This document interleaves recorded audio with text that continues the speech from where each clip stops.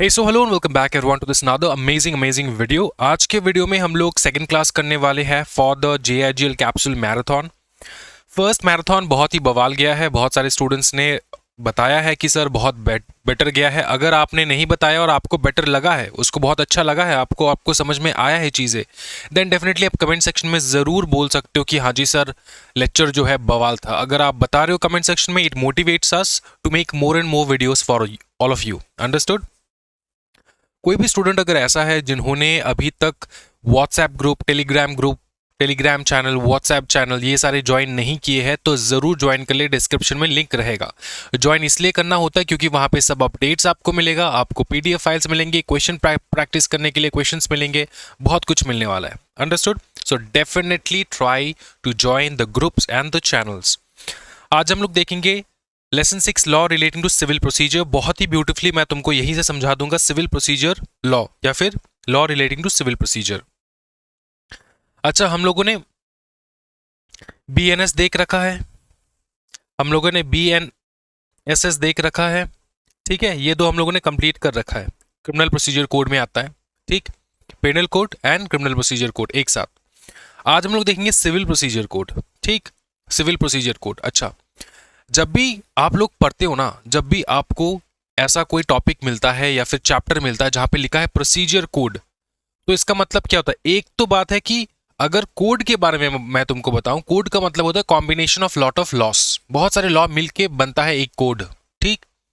जब आपको दिख जाए प्रोसीजर तो आपको ये अनुमान लगाना होता है कि मतलब पता चल जाना चाहिए कि ये प्रोसीजरल लॉ है। प्रोसीजरल लॉ का मतलब ये होता है कि सिविल जितने भी सूट्स फाइल होंगे उसमें क्या क्या प्रोसीजर रहेगा, सिविल लिटिगेशंस में कौन से प्रोसीजर्स रहेंगे, अगर आपको कोर्ट जाना है, अगर आपको अपील करना है तो क्या क्या रहेगा, आपके पास क्या राइट्स है, आपके पास क्या प्रोसीजर है, वो आपको यहीं पे पता चलेगा, सिविल प्रोसीजर कोड। तो सिविल लिटिगेशन में क्या प्रोसीजर रहता है वही हम लोग इस वीडियो में आज देखने वाले हैं। क्या ये समझ में आ रहा है दोस्तों?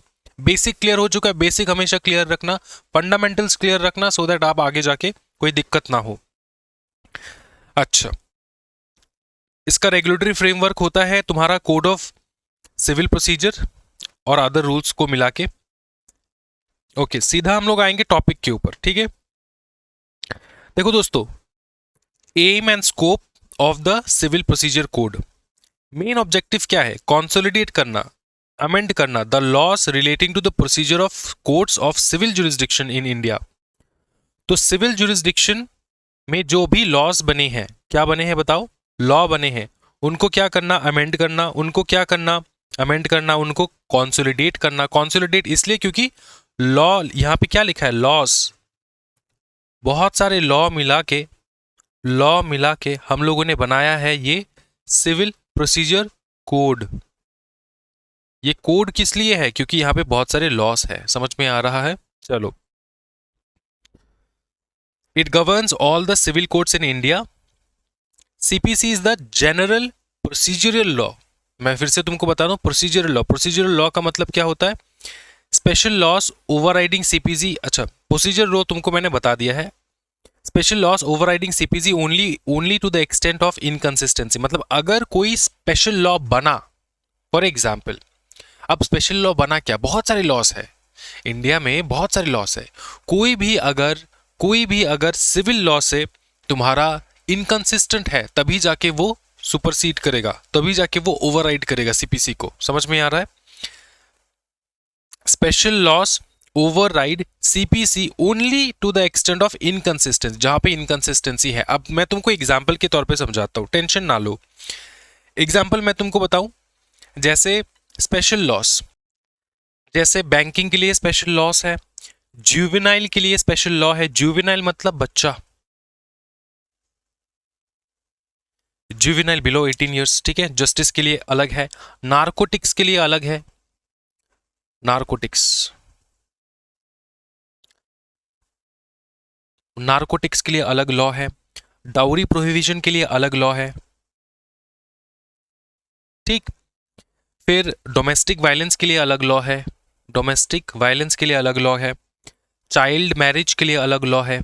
समझ में आ रहा है? तो ये जो स्पेशल लॉज बनते हैं ना, स्पेशल लॉज बनते हैं अलग अलग चीज़ों के ऊपर देखने के लिए, अलग अलग चीज़ों को रेगुलेट करने के लिए, वो अगर इनकंसिस्टेंट हो सिविल लॉ के साथ, ठीक है, तो ये स्पेशल लॉ ऑब्वियसली ओवरराइड कर देगा, ठीक है, ओवरराइड कर देगा सिविल लॉ को। मतलब सिविल लॉ को हम लोग नहीं मानेंगे, स्पेशल लॉ को मानेंगे जहां पे इनकंसिस्टेंसी दिखाई दे। जितना इनकंसिस्टेंसी है बस उतना ही, to the extent of inconsistent, बाकी पूरा सिविल लॉ हम लोग फॉलो करेंगे नॉर्मली, जनरली यही फॉलो होता है। और अगर स्पेशल कोई एक्ट हो रहा है, स्पेशल कोई लॉ लग रहा है, तो उसको हम लोग फॉलो करेंगे। जितना इनकंसिस्टेंट है सिविल लॉ के साथ उतना फॉलो करेंगे। समझ में आ रहा है? तो वहां पर सिविल लॉ में कुछ ए लिखा है और जुवेनाइल में अगर बी लिखा है, जुवेनाइल के लॉस में बी लिखा है, तो हम लोग बी फॉलो करेंगे। लेकिन अगर देखो सिंपली समझो, सिविल लॉ में पकड़ लो ए बी सी लिखा है और जुवेनाइल में लिखा है ए डी सी, तो हम लोग क्या करेंगे? हम लोग यही फॉलो करेंगे सिविल लॉ का ये फॉलो, क्योंकि कंसिस्टेंट है। जो कंसिस्टेंट है वो फॉलो करेंगे सिविल लॉ का, ठीक। लेकिन जो इनकंसिस्टेंट है वो हम लोग जुवेनाइल जो है उसका ही फॉलो करेंगे लॉ का, क्योंकि उसके लिए सेपरेट लॉ बनाया गया है, तो ऑब्वियसली हम उसी को फॉलो करने वाले। क्या ये समझ में आ रहा है? बहुत बढ़िया सर, ठीक। अच्छा, सीधा इधर आ जाओ दोस्तों। ये थोड़ा हम लोगों ने हिस्ट्री तुमको बता दिया, बेसिक बता दिया, जो हम लोगों ने रेगुलर क्लासेस में ना भैया इसको बहुत अच्छे से करते हैं हम लोग इस चीज को, ठीक। अब सीधा इधर आ जाओ। सबसे इंपॉर्टेंट डेफिनेशन तुम्हारे एग्जामिनेशन के लिए होगा कॉज ऑफ एक्शन।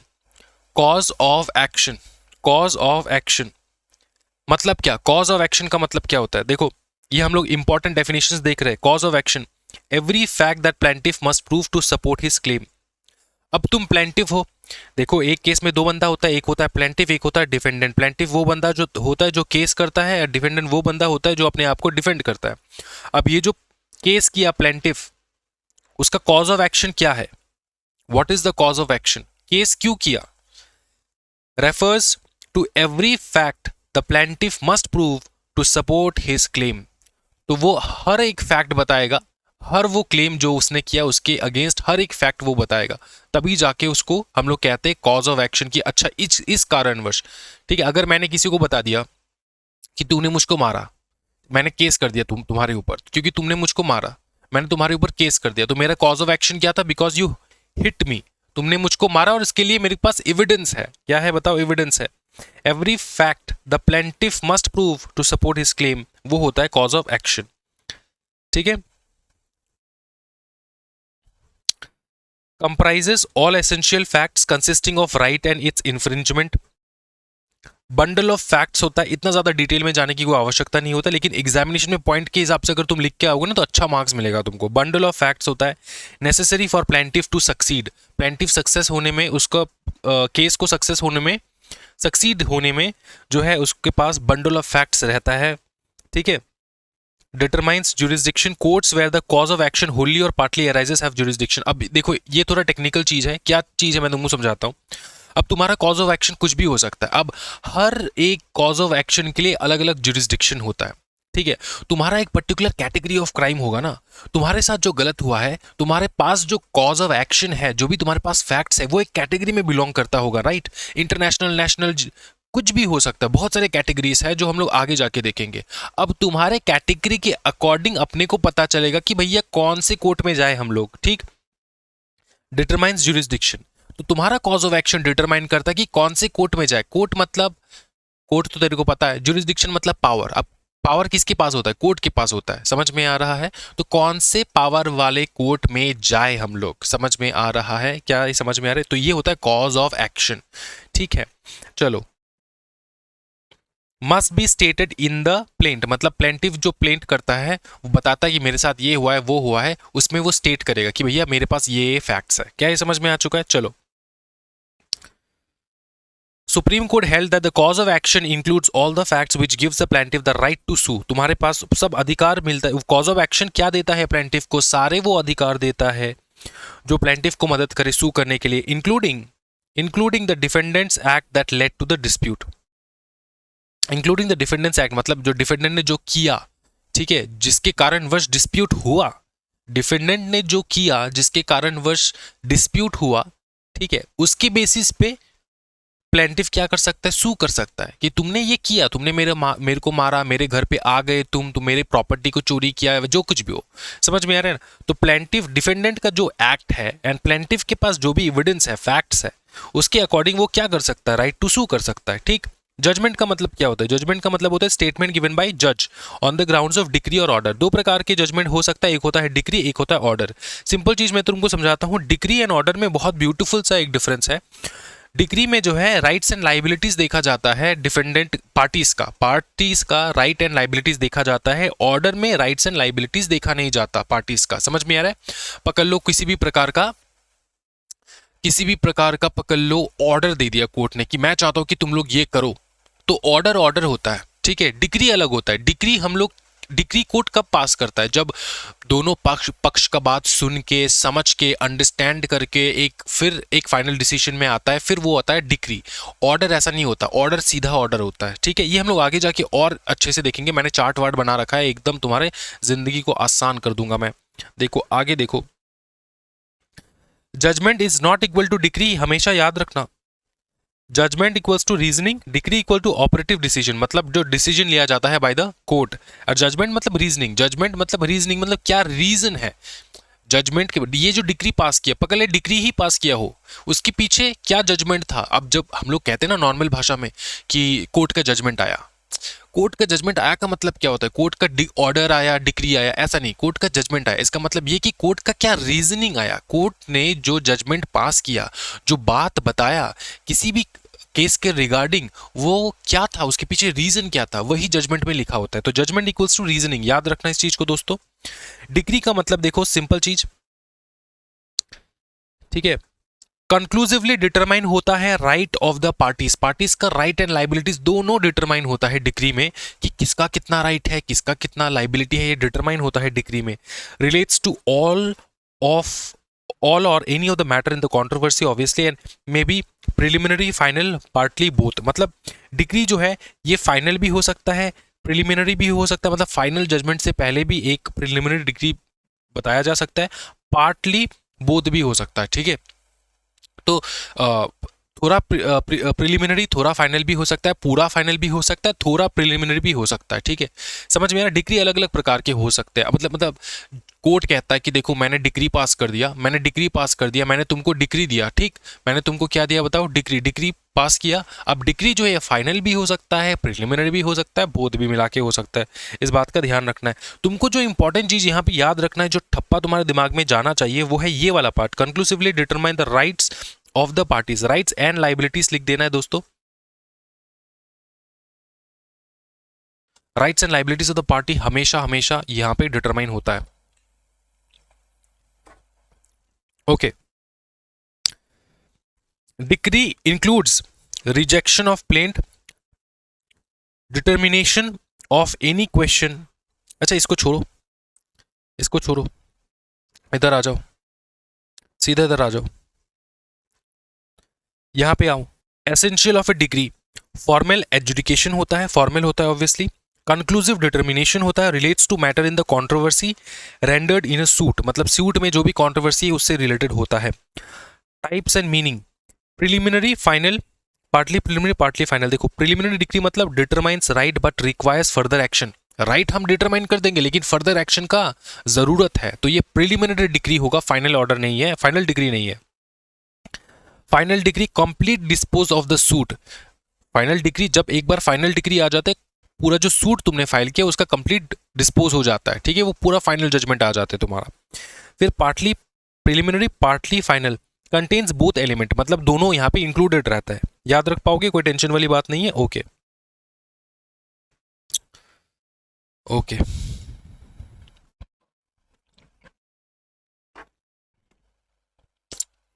सीधा इधर आ जाओ। डिग्री होल्डर कौन? Person is whose favour a degree.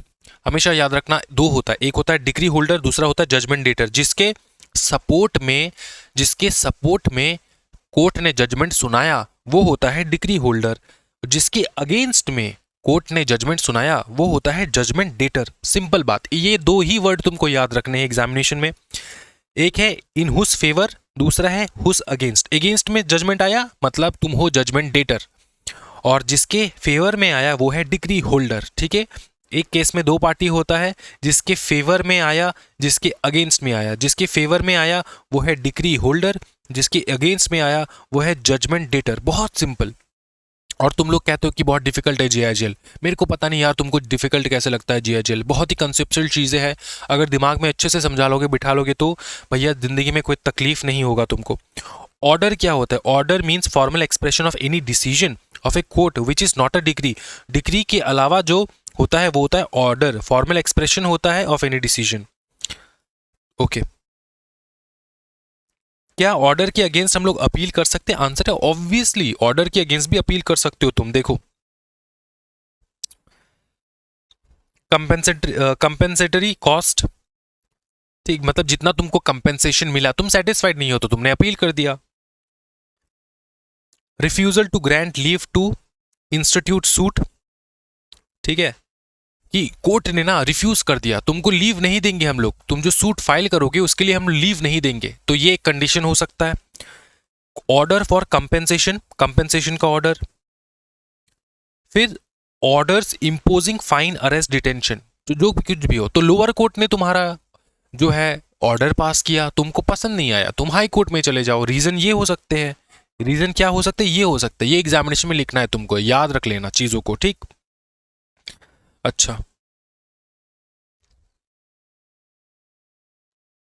देखो फिर order expressly declared appealable by the rules, मतलब कोई भी ऑर्डर ऐसा है जो रूल्स में लिखा है कि तुम अपील कर सकते हो इस ऑर्डर के अगेंस्ट, तो तुम अपील करोगे। सिंपल चीज, ये 5 पॉइंट है, 5 पॉइंट याद कर लेना बस।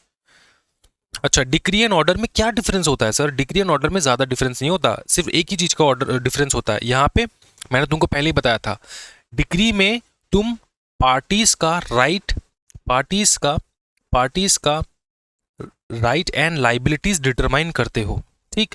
ऑर्डर में पार्टीज का राइट एंड लाइबिलिटीज डिटरमाइन नहीं होता, इस बात का तुमको याद रखना, बस इतना ही डिफरेंस तुमको याद रखना है। फिर देखो नेचर क्या है, formal education determining rights, decision not amounting to decree, मतलब जो डिक्री नहीं है वो है ऑर्डर, सिंपल चीज। कंक्लूसिव नहीं, कंक्लूसिव होता है, मे बी इंटरियम होता है, इंटरियम ऑर्डर पास करना मतलब केस के बीच में ऑर्डर पास कर देना। Appeal lies under section 96, lies only if expressively allowed section 104 and order 43। अगर लॉ में अलाउड है तब जाके तुम ऑर्डर के अगेंस्ट अपील कर सकते हो। सेकंड अपील अलाउड, और ऑर्डर में सेकंड अपील नॉट अलाउड, बहुत ही इंपॉर्टेंट पॉइंट, ठीक। सेकंड अपील अलाउड है कहां पे? कोई भी डिग्री पास किया, तुमको डिग्री पसंद नहीं आया तो तुम जो है अपील कर सकते हो, ठीक है। यहाँ पे अपील के ऊपर अपील हो सकता है। देखो सिंपल चीज तुमको बताता हूँ, डिग्री पास हुआ है लोअर कोर्ट में तुम अपील कर सकते हो। हाँ, फर्स्ट अपील पॉसिबल है, आंसर है यस। कहाँ पे करोगे? हाई कोर्ट में। हाई कोर्ट का ऑर्डर आया, तुमको पसंद नहीं आया, तुम क्या सुप्रीम कोर्ट में जा सकते हो? आंसर है यस, ये सेकंड अपील होगा तुम्हारा सुप्रीम कोर्ट में। उसी प्रकार ऑर्डर के बारे में मैं देख लेता हूँ, जो लोअर कोर्ट है, ऑर्डर में लोअर कोर्ट ने जजमेंट पास किया, तुम हाई कोर्ट में जा सकते हो, आंसर है यस। क्या तुम सुप्रीम कोर्ट में जा सकते हो? आंसर है नो, क्योंकि ऑर्डर के अगेंस्ट में सिर्फ एक ही अपील पॉसिबल होता है।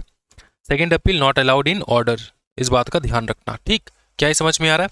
हाँ जी, ज्यादा तेज तो नहीं हो रहा है, ज्यादा फास्ट तो नहीं हो रहा है, समझ में तो आ रहा है सब कुछ? ओके। अच्छा, मैंने ना केस लॉ वगैरह यहाँ पे डाल रखा है, चैप्टर बहुत बड़ा है इसलिए केस लॉ तुम खुद घर में बैठ के आराम से देख लो। मैं तुमको एक चीज दिखा देता हूँ, देखो विद्याचरण शुक्ला वर्सेस कुपचंद बेघल, ठीक है। अब ये जो केस लॉ है ये क्या बता रहा है? Case law, judgment, order and decree are distinct concept, ये कॉन्सेप्ट ही डिफरेंट है। तो एग्जामिनेशन में अगर तुमको पूछ लिया गया, बताओ डिक्री ऑर्डर जो है इनके बारे में लिखो, तो तुम यार ये केस लॉ कोट नहीं कर पाओगे। केस लॉ कोट कर पाओगे ना, 2 मार्क मिल जाएगा केस लॉ को देख के। 1 मार्क इसलिए मिलेगा क्योंकि तुमने केस लॉ कोट किया है, दूसरा मार्क इसलिए तुमको मिलेगा क्योंकि एग्जामिनर जो है तुम्हारे ऊपर फिदा हो चुका है, क्योंकि तुम केस लॉ कोट करके आ रहे हो। जो भी बच्चा केस लॉ सेक्शन वगैरह कोट करके आता है ना दोस्तों, एग्जामिनर का अलग इंप्रेशन रहता है, कहता है कि भैया ये नेक्स्ट लेवल स्टूडेंट होता है। तो इसलिए मैंने हर इंपॉर्टेंट केस लॉ हर एक टाइमलाइन के अकॉर्डिंग जो है मैंने ड्राफ्ट कर रखा है, क्योंकि हम लोग पढ़ रहे हैं ऑर्डर वगैरह के बारे में, हमने यहाँ पे केस लॉ डाल रखा है। क्या है समझ में आ रहा है दोस्तों? नोट्स आपको अवेलेबल हो जाएंगे हमारे एप्लीकेशन में, टेलीग्राम पे, व्हाट्सएप पे, सब जगह पे अवेलेबल हो जाएगा, ठीक। अच्छा, फिर देखो स्ट्रक्चर ऑफ सिविल कोर्ट, पहला आता है डिस्ट्रिक्ट कोर्ट, जो सबसे लोअर कोर्ट में आता है। वो सबऑर्डिनेट होता है किसका? हाई कोर्ट का, मतलब हाई कोर्ट का छोटा होता है district court. every civil court of a grade inferior to that of a district court, subordinate to both the high court and district court। तो जो सिविल कोर्ट्स होते हैं वो डिस्ट्रिक्ट कोर्ट से छोटे होते हैं। तो पहले नीचे कौन से, सबसे नीचे कौन है, सिविल कोर्ट, फिर है डिस्ट्रिक्ट कोर्ट, फिर तुम्हारा आता है हाई कोर्ट, फिर उसके ऊपर मेन बॉस बैठता है वो है सुप्रीम कोर्ट। ठीक, every court of small causes subordinate to both the High Court and the district court. माने स्मॉल कॉजेज का मतलब होता है और भी बहुत सारे प्रकार के कोर्ट्स होते हैं दोस्तों, ठीक है, जो छोटे छोटे कॉजेज के लिए कोर्ट जो है बनाया जाता है। अब ये इतने सारे कोर्ट्स क्यों बनाया जाता है सर? सो दैट केसेस जो है स्पीडीली डिस्पोज हो पाए एंड अलग अलग कोर्ट जो है अलग अलग टॉपिक के ऊपर, अलग अलग डिस्प्यूट के ऊपर, अलग कैटेगरी के डिस्प्यूट, कंपनी लॉ के लिए एनसीएलटी हो गया, इस प्रकार से अलग अलग कोर्ट्स बिठाया गया है, ठीक है, सो दैट फटाफट आपके डिसीजंस आ पाए। हायरार्की देख लो, सबसे पहले है सुप्रीम कोर्ट दोस्तों, उसके बाद हाई कोर्ट, डिस्ट्रिक्ट कोर्ट, फिर सिविल जजेस बैठते हैं। Supreme court is the apex court of India, सबको पता है। अच्छा, ज्यूरिसडिक्शन डिस्ट्रीब्यूशन ये तुम आराम से घर में बैठ के रीड कर लो, सिंपल चीज है, ये तुमको भी पता है, हमको भी पता है। ठीक, अब देखो सीधा इधर आ जाओ। अच्छा, ये जो है ना, ये तुम्हारा एक डॉक्ट्रिन है, रेस सब जुडाइस एंड रेस जुडिकाटा। सिंपल चीज है, देखो यहां पर ना 2 सूट का केस आता है, 2 सूट का केस आता है, और यहाँ पे 1 सूट का केस आता है जो डिसाइडेड रहता है, ठीक है, और यहाँ पे 2 सूट्स जो पेंडिंग रहता है। बस इतना तुमको दिमाग में बिठाना है, बाकी मैं तुमको आगे समझा रहा हूं। सुनो, 2 सूट पेंडिंग, 1 सूट डिसाइडेड। सुनो अच्छे से, रेस सब जुडाइस, रेस जुडिकाटा, सब जुडाइस एंड जुडिकाटा। सब जुडाइस में क्या है, सब मतलब समझ में आ रहा है? सब हम लोग क्या कब यूज करते हैं? जब हम लोग कहते हैं सब पॉइंट्स, हम लोग नहीं कहते पॉइंट्स, सब पॉइंट्स, सब पॉइंट्स मतलब एक के अंदर एक। तो तुम याद रख पाओगे, सबसे तुम याद रख पाओगे कि यहाँ पे एक के अंदर एक है, मतलब 2 है, 2 सूट। सिंपल बात ये होता है ना, ये जो सब जुडाइज होता है इसमें क्या होता है, इसमें 2 पार्टीज, 2 पार्टीज, 2 हो या जितना भी हो, पार्टीज लिख देता हूं मैं, पार्टीज हैविंग सेम इशू या फिर title, same title, same parties, same title, same parties, ये क्या करते हैं, ये एक ही केस को, सेम केस को 2 अलग अलग कोर्ट में फाइल करने की कोशिश करते हैं, 2 अलग अलग कोर्ट में फाइल करने की कोशिश करते हैं। क्या ये समझ में आ रहा है? क्या ये समझ में आ रहा है? 2 अलग अलग कोर्ट में फाइल करने की कोशिश करते हैं। कैसे, तुमको समझाता हूं। पार्टीज पहले जाता है कोर्ट 1 में, ठीक है, इसमें जजमेंट सुनाने में लग जाता है उनको 3 साल, अभी हो रहा है, प्रोसीजर चल रहा है, यहाँ पे जजमेंट नहीं हुआ, यहाँ पे जजमेंट नहीं आता है, चल रहा है। अब पार्टी ए बी सोचता है कि यार इस कोर्ट में तो बहुत टाइम लग रहा है, दूसरे कोर्ट में चलते हैं।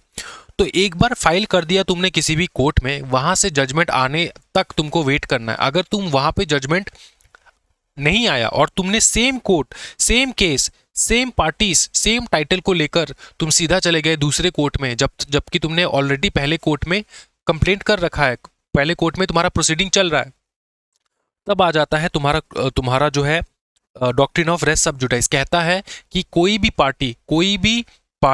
भी इंसान जिनका ऑलरेडी एक केस पेंडिंग है, सेम सब्जेक्ट मैटर को लेकर, सेम पार्टीज को लेकर, वो जब तक कि ना उसका डिसीजन आ जाए, वो दूसरे कोर्ट में जाके सेम सब्जेक्ट मैटर को लेकर, सेम पार्टीज जो है केस फाइल नहीं कर सकते। क्या ये समझ में आ रहा है?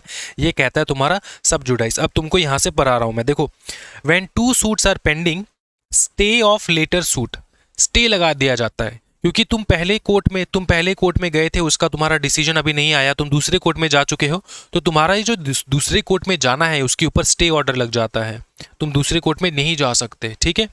Stay of later suit avoid करता है पैरेलल प्रोसीडिंग। ये अवॉइड क्या करता है? पैरेलल प्रोसीडिंग, मतलब 2 जगह पे एक साथ केस चलना, इस चीज को अवॉइड किया जाता है। क्या है समझ में आ रहा है? क्योंकि इसको बहुत ज्यादा कॉम्प्लिकेशंस हो जाएगा इसमें, ठीक। ये हो गया तुम्हारा डॉक्ट्रिन ऑफ सब जुडाइस। अगर ये 3 पॉइंट तुम अच्छे से एक्सप्लेन करके लिख के आ गए ना, तो एग्जामिनेशन में बहुत मार्क्स। रेस सब जुडाइस क्या कहता है? रेस जुडिकाटा क्या कहता है? जुडिकाटा, रेस जुडिकाटा एक ही है, याद रखना। यहां पे तुमने एक ही सूट फाइल किया, when 1 suit has already been decided.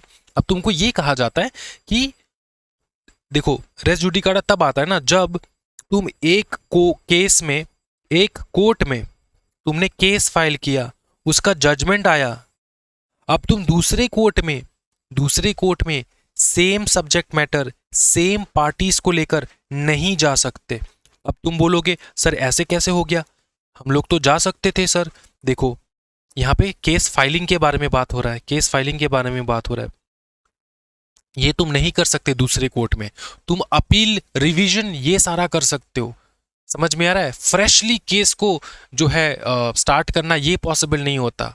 समझ में आ रहा है? वो अपील पॉसिबल है, रिवीजन पॉसिबल है। Appeal and revision possible, appeal and revision possible होता है, लेकिन सेम केस को फाइल करना किसी दूसरे के कोर्ट में वो नहीं होता है, क्योंकि तुम्हारा ऑलरेडी जजमेंट आ चुका है।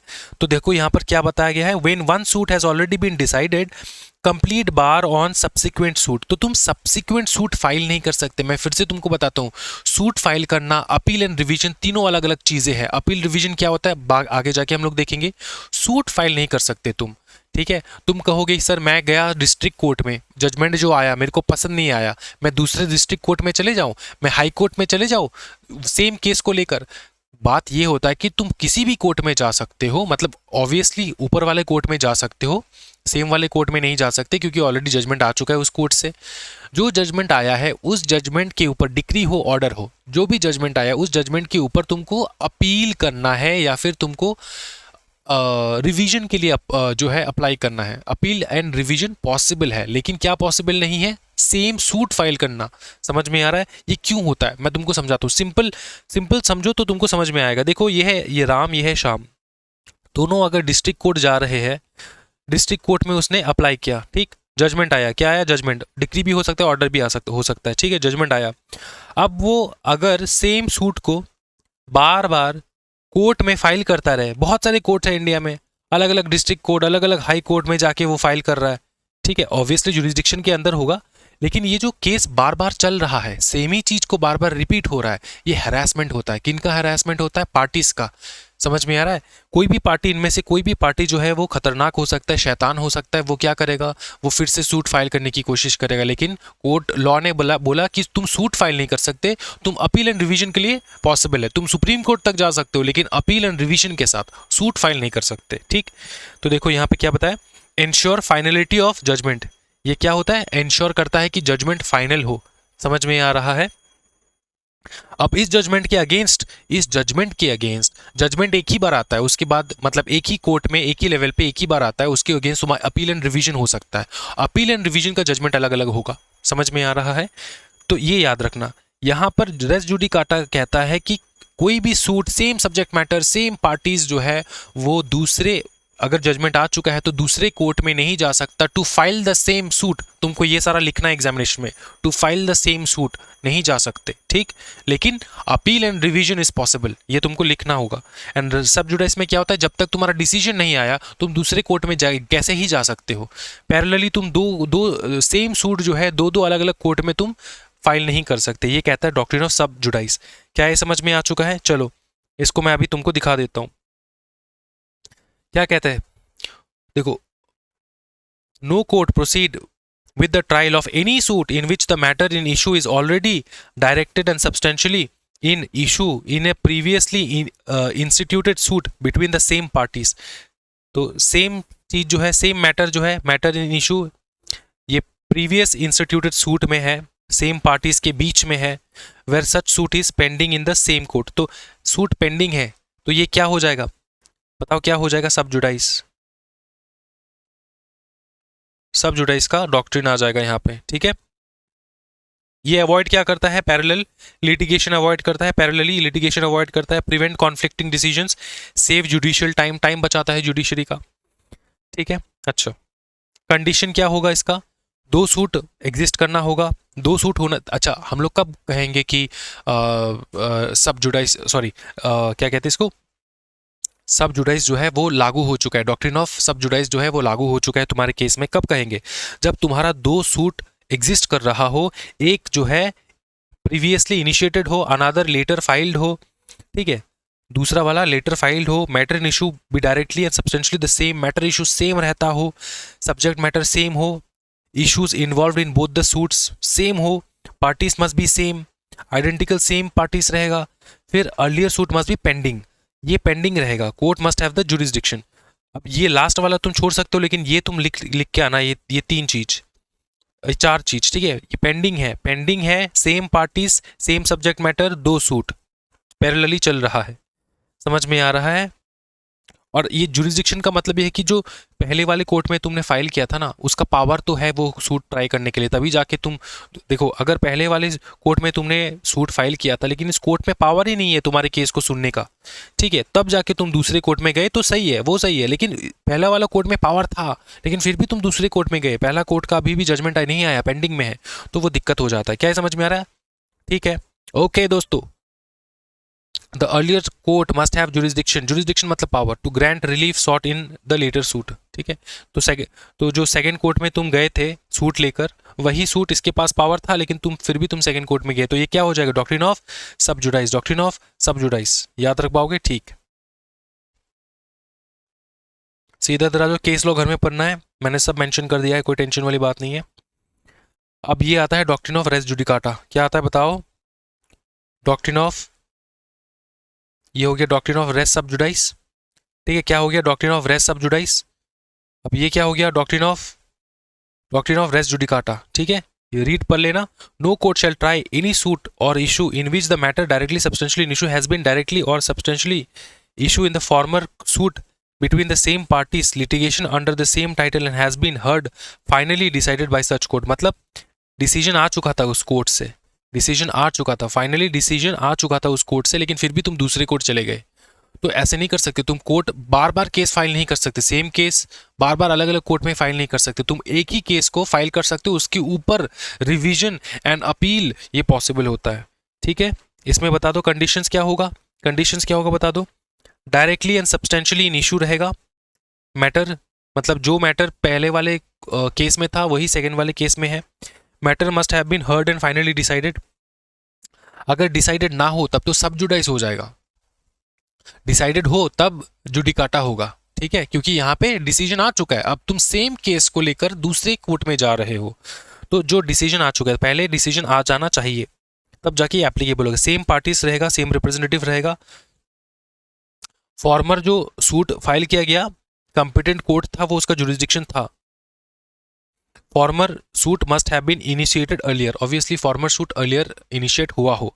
तो ये चार पॉइंट तुमको याद रखना। मैटर डायरेक्टली सब्सटेंशियल इशू जो है वो सेम मैटर है, तो इतना लंबा नहीं लिखना चाहता है तो तुम लिखना है सेम मैटर सेम पार्टीज लिखना, सेम मैटर लिखोगे, सेम पार्टीज लिखना, और लिखोगे कि जो पहला केस था वो डिसाइड हो चुका था, ठीक है, और पहला जो तुम्हारा कोर्ट था वो भी कॉम्पिटेंट कोर्ट था, फिर भी तुम दूसरे कोर्ट में चले गए। समझ में आ रहा है ना दोस्तों? तो ये तुम लिख सकते हो। रेस जुडिकाटा बहुत बहुत इंपॉर्टेंट, एग्जामिनेशन में बार बार आता है, ध्यान में रखना इस चीज को।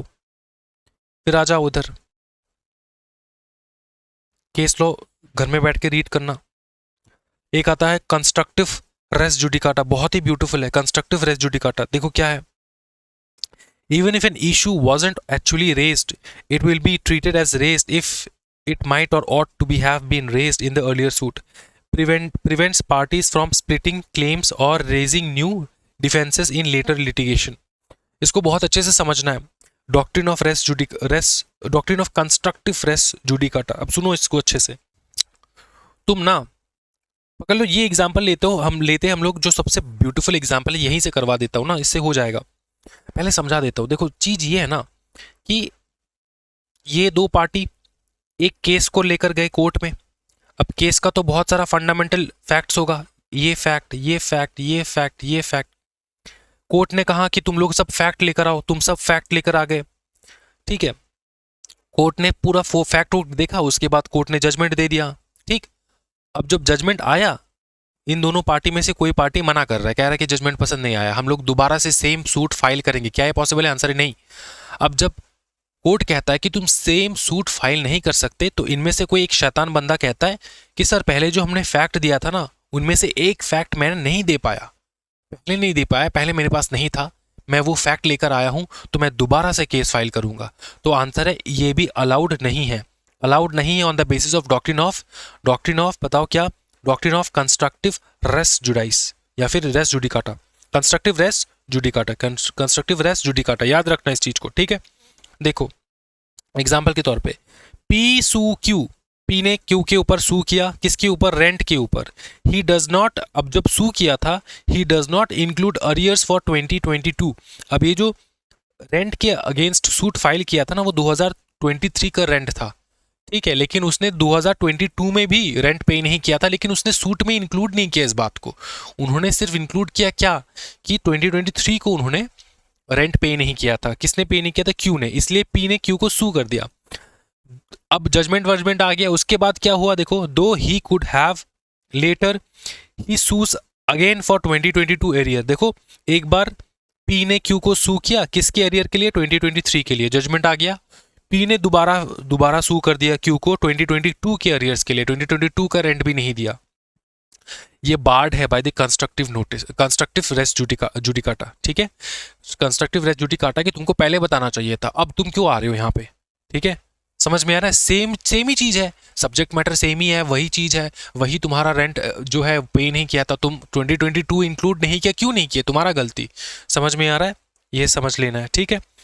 फिर इधर आ जाओ,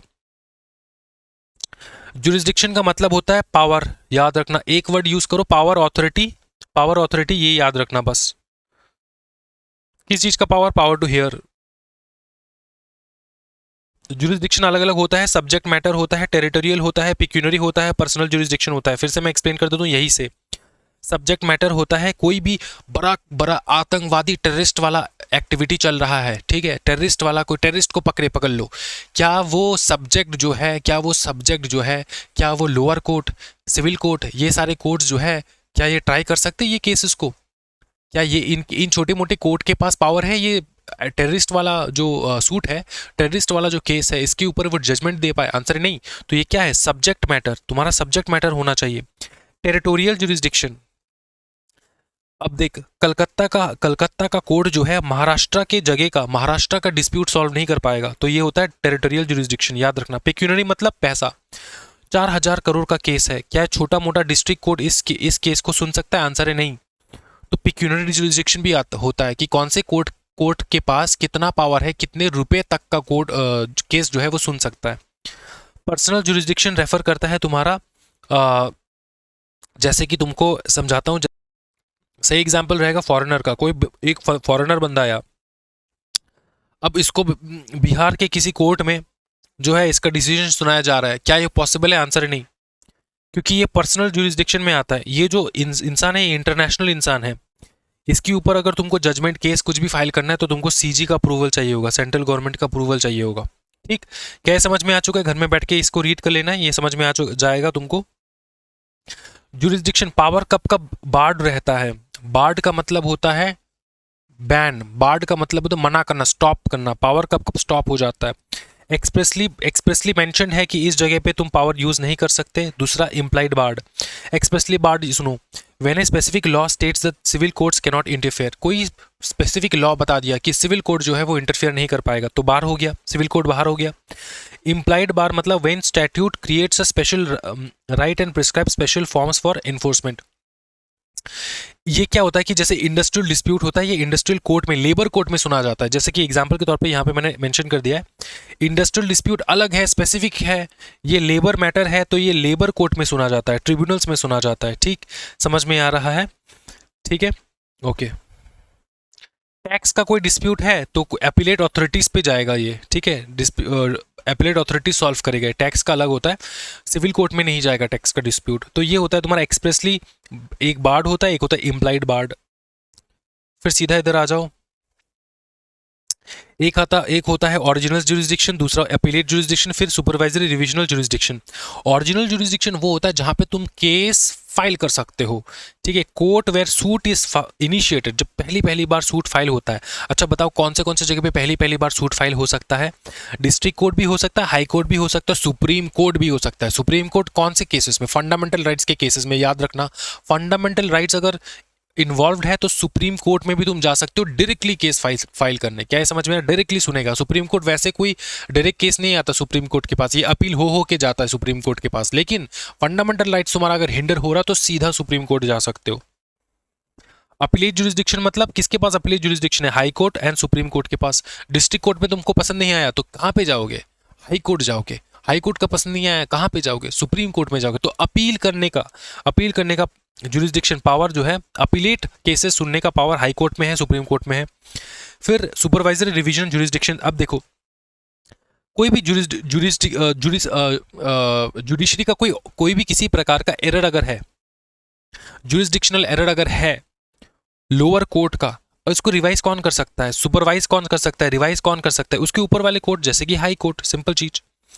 फिर आता है तुम्हारा कॉन्करेंट जुरिस्डिक्शन, 2 और more courts competent to try same suit. ठीक है, कॉन्ट्रैक्ट डिस्प्यूट है where both cases of actions and defendant resident differ. ठीक है, अच्छा, कॉन्करेंट जुरिस्डिक्शन मतलब 2 और more courts competent to try same court. समझो इस चीज को, जहां पे 2 कोर्ट दोनों एलिजिबल है, किसी भी कोर्ट में तुम फाइल कर सकते हो। अब होता यह है मैं तुमको समझाता हूँ, इसको इस प्रकार से समझाता हूँ, कॉन्करेंट जुरिस्डिक्शन समझाता हूँ। ये है कोर्ट 1, ये है कोर्ट 2। कोर्ट 1 का पावर यहाँ तक है, कोर्ट 2 का पावर यहाँ तक है, एंड कोर्ट 1 का पावर यहाँ तक है। तो मतलब इस जगह पे जितने भी, इस जगह पे देखो ना दोस्तों, ये वाला जो जगह है दोस्तों, इस जगह पे जितने भी केसेस फाइल होगा ये कोर्ट 1 देखेगा, और इस जगह पे जितने भी केसेस फाइल होगा ये कोर्ट 2 दिखेगा। लेकिन ये वाला जगह जो दोनों के बीच में आता है दोस्तों, यहाँ पे अगर तुम बैठे हो तो तुम कोर्ट 2 में भी जा सकते हो, कोर्ट 1 में भी जा सकते हो। तो ये होता है कॉन्करेंट जुरिस्डिक्शन, 2 और more courts competent to try same suit. ठीक, समझ में आ रहा है? ओके। पिक्यूनरी जुरिस्डिक्शन मतलब पैसा वाला जुरिस्डिक्शन, ये तेरे को पता ही है दोस्तों। अब देखो ये एग्जाम्पल के तौर पे है, तुमको एग्जाम्पल समझाते तो तुमको समझ में आ जाएगा। ये पिक्यूनरी मतलब पैसा।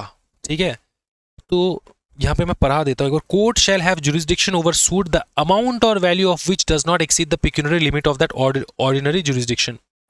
तो उतना अपने लिमिट के अंदर जो भी केसेस है, जिस पिक्यूनरी लिमिट के अंदर केसेस है, उसके हिसाब से कोर्ट जो है जजमेंट सुनाता है, या फिर कोर्ट अपने वो केसेस लेता है।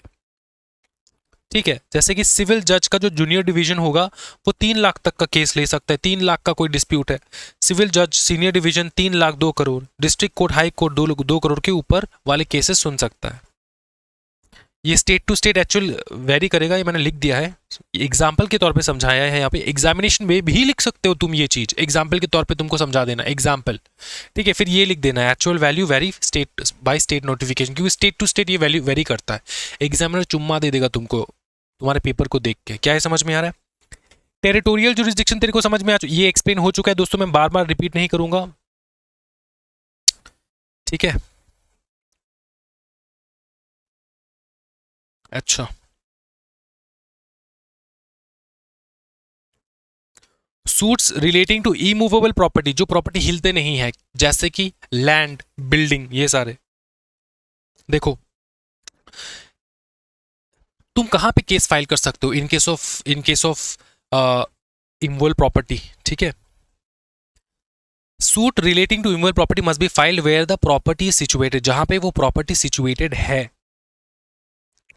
ठीक, फिर इधर आ जाओ, ये घर में बैठ के नॉर्मल डिवाइस करना, ये एकदम सिंपल लैंग्वेज में लिख के रखा है मैंने।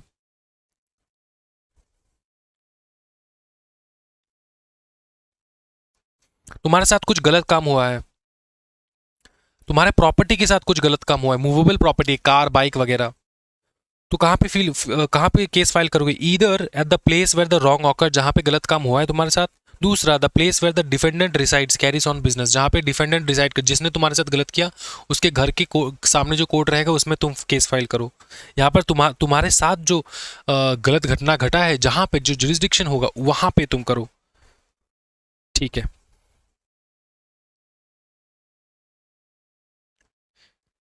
सीधा फाइनल हम लोग आ रहे हैं यहाँ पे, concept of set of, examination में बहुत बहुत famous set of. Set of मैंने इस प्रकार से नोट्स बनाया ना भाई, फैन हो जाओगे, तुमको कोई डाउट नहीं रहेगा। डाउट होगा तो कमेंट सेक्शन में कमेंट दे देना है, मैं सीधा सीधा तुमको एक्सप्लेन कर देता हूँ सेट ऑफ क्या होता है। ठीक है, when both parties owe money to each other, the defendant claims to adjust his dues against the plaintiff। ये है plaintiff, ये है defendant। ठीक है, plaintiff पाता है 10,000 रुपए, डिफेंडेंट से। डिफेंडेंट पाता है प्लेंटिफ से 5,000 रुपये। तो डिफेंडेंट कहता है कि सुनो, मैं जो तुमसे 5,000 रुपये पाता हूं वो सेट ऑफ कर लो। वो क्या कर लो? सेट ऑफ कर लो। तो फाइनल डिसीजन क्या आएगा कि 5,000 पे करेगा कौन? डिफेंडेंट। क्या है समझ में आ रहा है? When both parties owe money to each other, the defendant क्या करता है? क्लेम करता है, can claim to adjust his dues. कह सकता है कि मेरा जो ड्यूज है वो तू एडजस्ट कर पहले, अगेंस्ट द प्लेंटिफ का क्लेम। प्लेंटिफ कितना क्लेम कर रहा है? 10,000। समझ में आ रहा है? पढ़ लेना है, ठीक। ओके, एग्जाम्पल के तौर पे यहाँ पे लिखा है, मैं सीधा एग्जाम्पल पे चलता हूँ, बहुत मजा आएगा। काउंटर क्लेम देखो। A counterclaim is claimed made by the defendant against the plaintiff for any right or cause of action acquiring before filing the defense, irrespective of whether connected with plaintiff claims or not। देखो ये सीधा इधर आ जाओ, example के तौर पे आ जाओ। ए ने सू किया बी को for breach of contract demanding 2 lakh. A ने बी को सू कर दिया, बोला कि तूने कॉन्ट्रैक्ट को ब्रीच किया 2 लाख रुपए का। B claims a also breach terms and cost 1 lakh का लॉस। ठीक है, अब बी जो है वो कहता है कि तूने भी तो क्या किया बताओ ना। बी क्लेम्स है तूने भी तो कॉन्ट्रैक्ट को ब्रीच किया है, 1 लाख रुपए का लॉस हुआ है मेरा, तूने भी कॉन्ट्रैक्ट ब्रीच किया। तो इसको कहा जाता है काउंटर क्लेम। ठीक, काउंटर क्लेम। अच्छा, काउंटर क्लेम डिफेंस के बिफोर फाइलिंग ऑफ डिफेंस के फाइलिंग से पहले होता है, और सेट ऑफ जो है वो हियरिंग के दौरान होता है।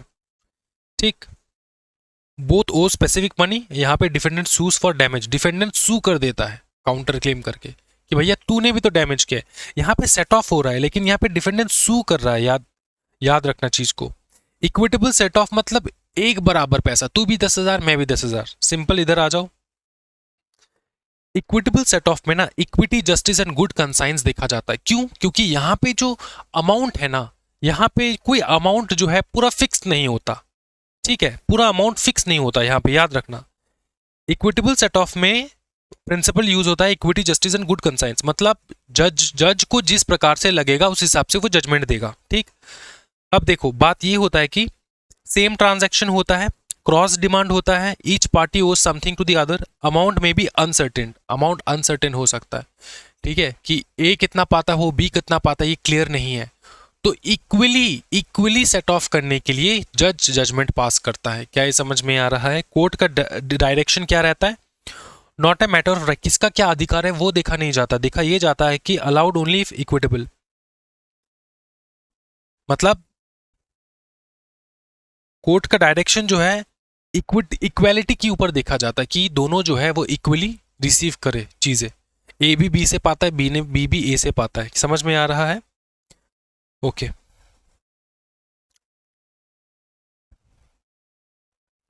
टेम्पोररी इंजंक्शन मतलब जजमेंट के दौरान तुम कोई ऑर्डर पास किया जा रहा है बाय द कोर्ट, जजमेंट अभी फाइनल जजमेंट नहीं आया, उससे पहले किसी प्रकार का ऑर्डर पास किया जा रहा है बाय द जज, उसको हम लोग कहते हैं इंजंक्शन पास किया जा रहा है, ऑर्डर नहीं, इंजंक्शन पास किया जा रहा है। अब ये टेम्पररी होता है। A temporary injunction is an interim order restraining a property. अब ये मिडिल में पास किया जाता है, फाइनल जजमेंट नहीं आता है। मिडिल में पास क्यों किया जाता है? इसलिए किया जाता है सो दैट कुछ गलत काम ना हो जाए। ठीक है, पकड़ ले चल रहा है, पकड़ ले, मैं तुमको सिंपल वे में समझाता हूँ। पकड़ ले, ये है एक बिल्डिंग, इसका डिस्प्यूट चल रहा है और ये इस बिल्डिंग को तोड़ रहा है। कौन तोड़ रहा है? कोई भी XYZ तोड़ रहा है इस बिल्डिंग को। ठीक है, डिस्प्यूट चल रहा है। क्या चल रहा है? डिस्प्यूट चल रहा है इस बिल्डिंग के अगेंस्ट। XYZ जो है बिल्डिंग को तोड़ रहा है। क्या कर रहा है बताओ, फिर से बताओ, क्या कर रहा है? तोड़ रहा है बिल्डिंग को। ठीक है, अब ये जो XYZ बिल्डिंग का ओनर है ABC, इसने क्या किया? कोर्ट में गया, कोर्ट में जाके केस फाइल कर दिया। अब कोर्ट में जब जाके केस फाइल हो रहा है, क्या हो रहा है?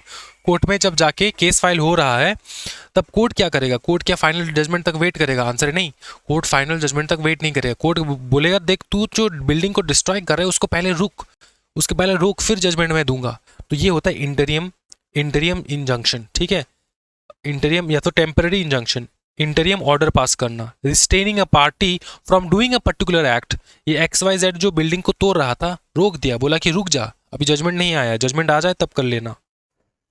ये प्रोटेक्ट करता है प्लेंटिफ्स के राइट को। अच्छा, कब कोर्ट जो है वो टेम्पररी इंजंक्शन पास करेगा? प्रॉपर्टी है जो डिस्प्यूट में है, जो डेंजर में है, वेस्ट हो जाएगा, डैमेज हो जाएगा, एलिनेट हो जाएगा, सोल्ड हो जाएगा, डिफेंडेंट थ्रेटन्स टू रिमूव और dispose of property, defendant threatens to dispose plaintiff. ठीक, इन तीन टाइम पे जो है तुम्हारा टेम्पररी इंजंक्शन पास किया जाता है बाय द कोर्ट। ठीक, प्रॉपर्टी से रिलेटेड है। देखो, डिफेंडेंट जो है थ्रेट कर रहा है कि मैं डिस्पोज कर दूंगा, ठीक है, डिस्पोज कर दूंगा प्लेंटिफ, डिस्पोज कर दूंगा प्लेंटिफ, प्लेंटिफ को कह रहा है कि मैं तोड़ दूंगा तेरे प्रॉपर्टी को। ठीक है, थ्रेट थ्रेट दे रहा है। तो ये सारी चीज़ प्रॉपर्टी से रिलेटेड है, तुमको समझ में आ चुका है ये चीज़। आगे बढ़ो। एक आता है, होता है इंटरलॉक्यूटरी ऑर्डर। अच्छा, इंजंक्शन दो प्रकार के होते हैं, टेम्पररी, परमानेंट। परमानेंट तो तेरे को पता है फाइनल जजमेंट, और टेम्पररी जो है मिडिल में दिया जाता है रिस्टेन करने के लिए, ऑर्डर रिस्टेनिंग टू सेल और डिस्प्यूटेड लैंड। इंटरलॉक्यूटरी ऑर्डर का मतलब होता है an interlocutory order is any order made during pendency of a suit, की सूट पेंडेंट है मतलब पेंडिंग है, does not finally dispose of it but direct certain procedures to ensure justice. ठीक है, अब ये इंटरलॉक्यूटरी ऑर्डर नॉर्मली पास किया जाता है interim sale of perishable goods. पकड़ ले, पूरा एक ट्रक है, ट्रक भर के जो है ग्रेप्स है, और इसी ट्रक ऑफ ग्रेप्स का डिस्प्यूट चल रहा है, इसी ट्रक ऑफ ग्रेप्स का डिस्प्यूट चल रहा है। अब जब सॉल्यूशन आते आते ग्रेप्स जो है वो तो खराब हो जाएगा, तो ग्रेप्स को सेल कर दिया जाए। क्या कर दिया जाए? सेल। इंटरलॉक्यूटरी ऑर्डर पास करके, इंटरलॉक्यूटरी ऑर्डर पास करके ग्रेप्स को सेल कर दो। पैसा जो है कोर्ट के पास रहेगा, पैसा कोर्ट के पास रहेगा। जब जजमेंट आ जाएगा, कोर्ट पैसा जिसके भी फेवर में आएगा, डिक्री जिसके भी फेवर में जाएगा, उसको पैसा दे दिया जाएगा, आफ्टर डिडक्टिंग द कॉस्ट, जो भी खर्चा आया हो इस ग्रेप्स को बेचने के लिए। ठीक है, appointment of receiver, order for inspection, detention और डिपॉजिट, टेम्पररी इंजंक्शन, डिस्कवरी और प्रोडक्शन ऑर्डर, तो ये सारे ऑर्डर्स पास किए जा सकते हैं। ठीक है, टू इंश्योर जस्टिस, याद रख लियो दोस्तों। ये इंटरियम सेल है, मतलब बीच बीच में सेल कर देने का ऑर्डर। कोर्ट में order sale of any movable property जो नेचुरली डीके हो जाए। ठीक है, सफिशिएंट कॉज है केस के पास, कोर्ट के पास, इसलिए। अच्छा, ये रीड करना, टेम्पररी एंड इंटरलॉक्यूटरी। देखो, एक होता है टेम्पररी इंजंक्शन, एक होता है इंटरलॉक्यूटरी ऑर्डर। दोनों देखने में सही सेम है, लेकिन सेम नहीं है। कैसे डिफरेंट है? पहला वाला प्रिवेंट थ्रेटेंड इंजरी। इंटरलॉक्यूटरी ऑर्डर, जैसे मैं थ्रेट कर रहा हूं, मैं तेरा बिल्डिंग को तोड़ दूंगा, तोड़ दूंगा, समझ में आ रहा है? थ्रेट देना, टेम्पररी इंजंक्शन पास करता है कोर्ट। इंटरलॉक्यूटरी ऑर्डर, ये चीजों को प्रोटेक्ट करने के लिए, प्रोटेक्ट प्रॉपर्टी, जैसे ग्रेप्स का ट्रक मैंने तुमको बताया था। समझ में आ चुका है? चलो,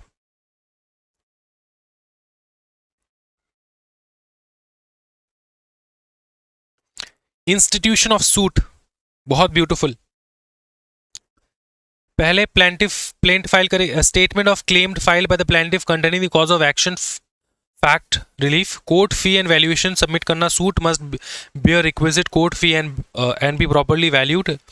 Jurisdiction must be filed before a competent court and registration on filing the suit is numbered and registered. ठीक, ओके। कंटेंट ऑफ प्लेंट में क्या क्या रहेगा? नेम रहेगा कोर्ट का, डिस्क्रिप्शन रहेगा, स्टेटमेंट, सब जो भी रिलेवेंट फैक्ट्स है सब रहेंगे, फैक्ट्स रहेगा। Relief claim to verification by plaintiff. Relief claim मतलब क्या तुमको रिलीफ चाहिए, कौन सा रिलीफ चाहिए तुमको, ये वाला बात। सम्मन तेरे को पता है, सम्मन ऑर्डर पास करना। ठीक है, फिर रिटन स्टेटमेंट एंड डिफेंस।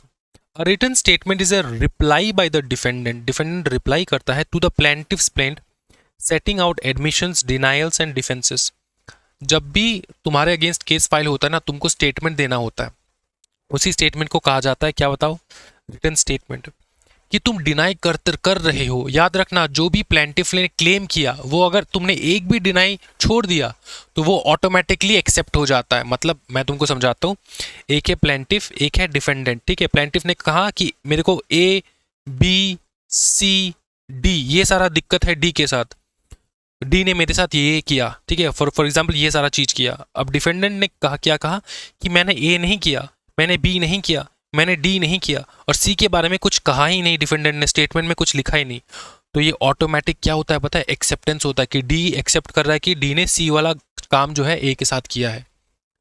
जो ए का क्लेम है, सी वाले पॉइंट का जो क्लेम है वो डी एक्सेप्ट करता है, ये ऑटोमेटिक एक्सेप्टेंस होता है। ठीक, written statement must be filed within 30 days, extendable to 90 days. देखो, defendant must specifically deny each allegation otherwise deemed admitted. अगर तुम डिनाई नहीं करते हो कोई भी स्पेसिफिकली तुम अगर डिनाई नहीं कर रहे हो तो तुम एडमिट हो जाता है वो, मतलब तुम एक्सेप्ट कर रहे हो उस चीज को। Allegation not specifically denied are taken as admitted. ठीक है, फिर सेट ऑफ काउंटर क्लेम आता है कि अगर तुमको सेट ऑफ करना है, काउंटर क्लेम करना है। चलो, अब ये बहुत इंपॉर्टेंट है, याद रखो, केस बनता है, इसमें क्वेश्चन बनता है। इफ बोथ पार्टीज अपीयर होता है तो केस चलता है। प्लेंटिव अगर फेल हो जाए तो डिसमिस हो जाता है क्योंकि डिफॉल्ट हो चुका है। प्लेंटिव जिसने केस किया वही नहीं आया कोर्ट में, तो इसको कैंसिल किया जा सकता है। प्लेंटिव बाद में रिस्टोरेशन के लिए अप्लाई तो जरूर कर सकता है। डिफेंडेंट अगर फेल हो जाए टू अपीयर तो कोर्ट में proceed with x Partey. X Partey बहुत ही सुंदर सा एक चीज है कि ये प्लेंटिव है, ये डिफेंडेंट है। प्लेंटिव नहीं आया, प्लेंटिव कोर्ट में नहीं आया, जिस दिन हियरिंग है प्लेंटिव नहीं आया, तो क्या होगा, केस क्या हो जाएगा बताओ, केस को बंद कर देंगे हम लोग। उसके बाद इसको रीओपन करने के लिए जो है प्लेंटिव अप्लाई कर सकता है, प्लेंटिव रिस्टोरेशन के लिए अप्लाई कर सकता है। ठीक है, वरना केस को हम लोग क्या करते हैं, डिसमिस कर देंगे। डिफेंडेंट अगर उस टाइम पे नहीं आया, प्लेंटिव आ चुका है कोर्ट में लेकिन डिफेंडेंट नहीं आया कोर्ट में, तो क्या होगा बताओ, एक्स पार्टे वाला रूल फॉलो होगा। एक्स पार्टे मतलब एक पार्टी नहीं आया, कौन सा नहीं आया, डिफेंडेंट नहीं आया। इसमें क्या होता है, डिफेंडेंट ना आने पर भी केस चालू रहता है, और जो भी जज, मतलब सिर्फ एक के बारे में, मतलब ये जो प्लेंटिव है इसी का बात सुन के जजमेंट पास किया जाता है। डिफेंडेंट को नहीं बुलाया जाता क्योंकि वो आया नहीं, उसको बुलाया गया था लेकिन वो आया नहीं। ठीक, अच्छा, जब भी कोई भी एक्स पार्टी, अब अच्छा, जो डिक्री पास किया जाता है, जो कोर्ट ऑर्डर पास करता है, मतलब ऑर्डर डिक्री पास करता है, उसको कहा जाता है x party decree. X party decree, x party decree इसलिए क्योंकि एक्स पार्टी का मतलब है डिफेंडेंट आया नहीं जब ये डिक्री पास किया जा रहा था। ठीक है, अगर दोनों नहीं आए, कोर्ट में दोनों नहीं आए, तो सूट क्या हो जाएगा, डिसमिस हो जाएगा। एक्स पार्टी डिग्री रीड कर लेना, सेम चीज है। एब्सेंस ऑफ डिफेंडेंट जो है ये होता है एक्स पार्टी। अपील घर में रीड करो, अपील कब कब कर सकते हैं हम लोग। अपील का मैंने चार्ट बना रखा है नीचे, कोई टेंशन वाली बात नहीं है, लिमिटेशन पीरियड के अकॉर्डिंग जाएगा अपील। ठीक है, फर्स्ट अपील, सेकेंड अपील। अच्छा, रिव्यू अपील से डिफरेंट होता है दोस्तों, याद रखना। रिव्यू का मतलब ये होता है कि reconsideration of the own judgment, कि तुमने जो जजमेंट पास किया जज साहब इसको थोड़ा रिकंसिडर कीजिए ना, ये होता है तुम्हारा रिव्यू। ठीक, रिवीजन क्या होता है, रिवीजन होता है, revision is supervisory jurisdiction of high court, of the High court. Revision is revision is the supervisory jurisdiction of high court. इसका मतलब ये है कि हाई कोर्ट का हाई कोर्ट का हाई कोर्ट का हाई कोर्ट का जो है, मतलब हाई कोर्ट में जा सकते हो तुम रिवीजन के लिए, याद रखना। Revision is the supervisory jurisdiction of high court, ensures that subordinate court act within their jurisdiction. तुमको पता है कि तुम छोटे वाले कोर्ट में गए हो, छोटे वाले कोर्ट का डिसीजन सही नहीं था, तो तुम हाई कोर्ट में चले गए रिवीजन के लिए। अच्छा, ये कब होता है पता है, ये हाई कोर्ट खुद करता है रिवीजन, हाई कोर्ट खुद करता है। तुम जब हाई कोर्ट में जाओगे उसको कहा जाता है अपील। ठीक, अब जब हाई कोर्ट खुद आएगा नीचे देखने के लिए, झांक के नीचे देखेगा कि छोटा वाला कोर्ट क्या कर रहा है, देखूं जरा, रिवीजन कहलाता है उसको। Subordinate court exercise jurisdiction not vested in it. Subordinate court अपने पावर के बाहर जाके जो है वो जजमेंट दे रहा है। फेल टू एक्सरसाइज जुरिडिक्शन, अपने पावर को एक्सरसाइज करने में फेल हो गया। एक्टेड इलीगली और मेटेरियली इरेगुलरिटी था, मेटेरियल इरेगुलरिटी था, तब ऊपर वाले कोर्ट हाई कोर्ट जो है नीचे झांक के देख सकता है छोटे वाले कोर्ट में। चलो, हो चुका है कमर्शियल डिस्प्यूट, कमर्शियल कोर्ट में देखा जाता है, ये सब सेम है। बहुत ही ब्यूटीफुल चार्ट मैंने बना रखा है दोस्तों, तुमको टेंशन लेने की कोई आवश्यकता नहीं है। देखो क्या क्या चार्ट है, स्ट्रक्चर ऑफ सीपीसी, डेफिनेशंस का चार्ट है, इंपॉर्टेंट डेफिनेशंस का चार्ट है, जुरिस्डिक्शन के टाइप्स है, pecuniary, personal, appellate, original.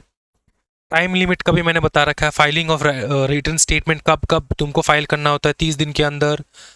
Applying for set aside x party decree 30 दिन के अंदर अंदर, filing first appeal 30 to 90 days. ये 30 to 90 डेज डिपेंड करता है, डिस्ट्रिक्ट कोर्ट में है तो 30 डेज, हाई कोर्ट में है तो 90 डेज। ठीक है, तो ये सारा मैंने यहाँ पे बना रखा है, एकदम इजीली तुमको ये चैप्टर हो जाएगा। ठीक, समझ में आ रहा है? अभी भी बहुत टाइम है, बहुत आराम से पढ़ो इस चीज को। ठीक है, डॉक्ट्रिन एंड लीगल प्रिंसिपल्स के बारे में मैंने थोड़ा थोड़ा लिख रखा है यहाँ पे। रेस जुडिकाटा, रेस सब जुडाइस, रेस जुडिकाटा क्या है। ठीक है, केस लॉ भी मैंने मेंशन कर दिया यहाँ पे। फिर स्टेजेस ऑफ सिविल सूट ये भी मैंने बता रखा है यहाँ पे। इंस्टीट्यूशन होता है, सम्मन होता है, रिटन स्टेटमेंट जाता है, अपीयरेंस होता है, फ्रेमिंग ऑफ इश्यूज होता है, डिस्कवरी एंड इंस्पेक्शन होता है, फिर जाके एविडेंस एंड ट्रायल होता है, फिर जजमेंट आता है, या तो जजमेंट एंड डिग्री एग्जीक्यूशन होता है, फिर अपील रिवीजन होता है। तो ये स्टेजेस है, इसको 1 2 3 करके एग्जैक्टली रीड करना बहुत फेमस है, एग्जामिनेशन में आता है। ठीक है, इस प्रकार से तुमको रीड करना है इस चीज़ को। ऑर्डर भी अगर याद कर पा रहे हो तो एग्जामिनर खुश हो जाएगा, चुम्मा दे देगा तुमको आप तुम्हारे आंसर पेपर में। ठीक है, तो बहुत इंपॉर्टेंट है stages of filing civil suit.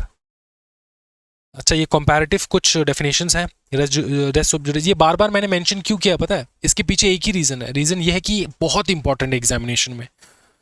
Set of counter claim, temporary permanent injunction, last में आता है अपील रिव्यू रिवीजन, उसके बाद कमर्शियल कोर्ट के बारे में बताया। केस लॉ मैं हर कहीं पे मेंशन करता हूँ, तो केस लॉ का मेमोरी चार्ट जो है ये यहाँ पे मैंने मेंशन कर दिया है, रीड कर लेना। इसी के साथ तुम्हारा पूरा चैप्टर कंप्लीट होता है। आई डोंट थिंक कि तुम्हारे कोई भी किसी प्रकार का डाउट रहेगा इस चैप्टर के साथ। ये चैप्टर लगभग 4 से 5 क्लास जाता है हमारे रेगुलर क्लासेस में, लेकिन मैंने कोशिश किया है कि इसी वीडियो में तुमको सब समझा दूँ। किसी भी प्रकार का डाउट है तो नोट से एक बार चेक कर लो, तुमको कोई पूरा डाउट सॉल्व हो जाएगा। इसका प्रैक्टिस क्वेश्चंस, नोट्स सब हम लोग हमारे व्हाट्सएप ग्रुप पे, व्हाट्सएप चैनल पे, टेलीग्राम ग्रुप पे, सब जगह पे हम लोग अपलोड करेंगे। हम लोग अपलोड करेंगे एप्लीकेशन पे भी। ठीक है, तो आप लोग ज़रूर ज्वाइन करो, सारों ग्रुप्स ज्वाइन करना है क्योंकि बहुत इंपॉर्टेंट है। ठीक है, चलो आज के वीडियो में इतना ही दोस्तों। Thank you so much. मिलते हैं कल एक नए वीडियो के साथ, नए लेक्चर के साथ, एंड ज़रूर हम लोग पास करेंगे JIGL with 100% coverage. Thank you so much everyone, happy learning guys, bye bye, take care and जय हिंद।